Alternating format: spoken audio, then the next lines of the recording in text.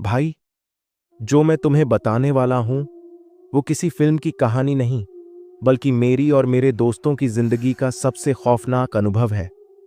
ये घटना आज भी सोचता हूं तो रोंगटे खड़े हो जाते हैं।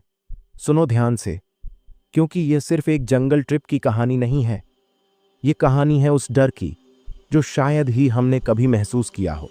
तो हुआ ये कि मैं और मेरे 4 दोस्त आर्यन, प्रिया, सौरभ और नेहा हमेशा से एडवेंचर ट्रिप पर जाने का प्लान बनाते रहते थे। हम शहर की भीड़-भाड़ से दूर कुछ नया और अनोखा अनुभव करना चाहते थे।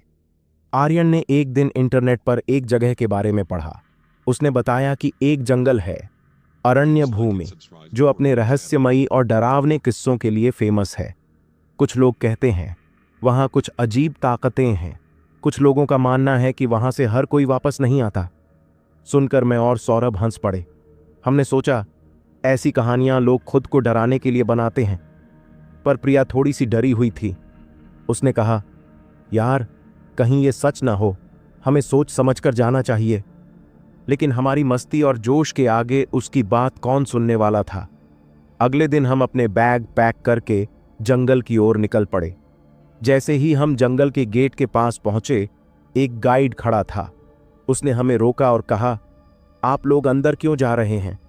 ये जगह सुरक्षित नहीं है, लोग यहां से लापता हो जाते हैं। आर्यन हंसते हुए बोला, भाई साहब, हम एडवेंचर के लिए आए हैं, डरने वालों में से नहीं हैं। गाइडेड ने हमें चेतावनी दी, अगर गए तो अपना ध्यान रखना, यहां कुछ भी हो सकता है। हमने उसकी बात को अनसुना कर दिया और जंगल में घुस गए।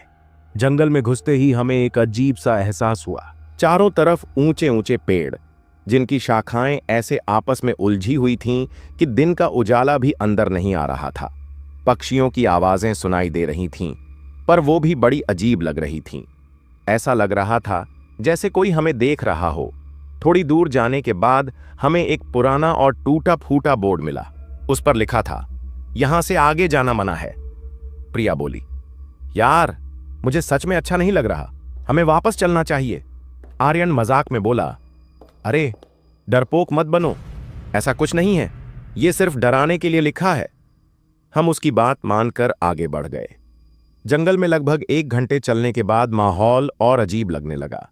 सौरभ अचानक रुक गया और बोला, क्या तुमने किसी के कदमों की आवाज सुनी? हम सब ने चुप होकर ध्यान लगाया। सच में ऐसा लगा जैसे हमारे पीछे कोई चल रहा हो। हमने पलट कर देखा, लेकिन वहां कुछ नहीं था। थोड़ी देर बाद हमें पेड़ों के बीच से एक परछाई दिखी। वो परछाई धीरे धीरे हमारी ओर बढ़ रही थी। आर्यन ने हिम्मत करके चिल्लाया, कौन है वहां? जवाब में सन्नाटा। परछाई अचानक गायब हो गई। अब सच में हमारे दिल की धड़कनें तेज हो गई थीं।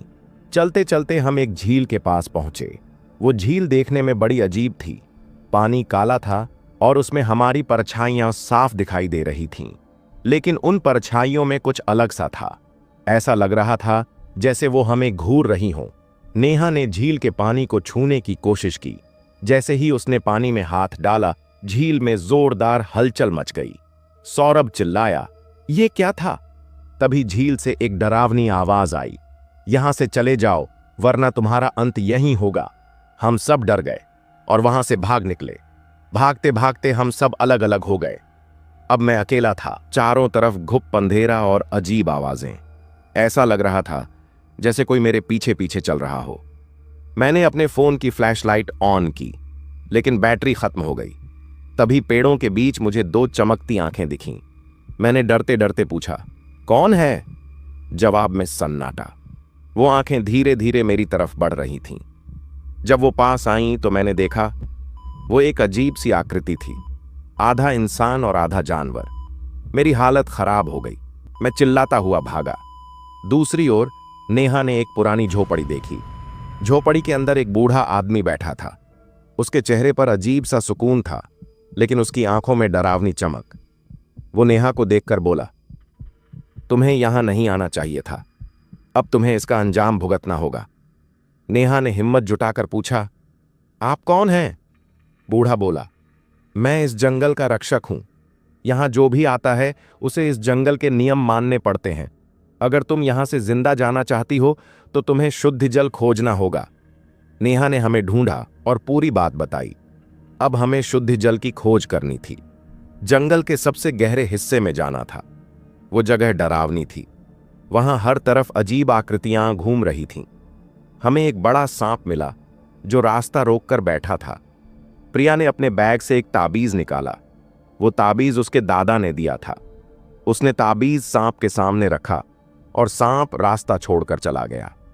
आखिरकार हमें शुद्ध जल एक चमचमाते कुंड में मिला, लेकिन जैसे ही हमने उसे लेने की कोशिश की, जंगल का रक्षक वहां आ गया। उसने कहा, तुमने अपनी हिम्मत और विश्वास से आखिरी परीक्षा पास कर ली। यह जल तुम्हें सुरक्षित बाहर ले जाएगा। हमने शुद्ध जल अपने ऊपर छिड़का। अचानक जंगल का माहौल बदल गया। वो डरावनी आवाजें रुक गईं। झील, झोपड़ी, सब गायब हो गया और हम सुरक्षित रास्ते से बाहर आ गए। जंगल से बाहर निकलते ही ऐसा लगा जैसे हम किसी और ही दुनिया में वापस आ गए हों। हमें समझ आया कि प्रकृति से छेड़छाड़ नहीं करनी चाहिए। तो भाई, ये मेरी जिंदगी का सबसे खतरनाक अनुभव था। अब तुम बताओ, अगर तुम्हें मौका मिले तो क्या ऐसी जगह जाने की हिम्मत करोगे?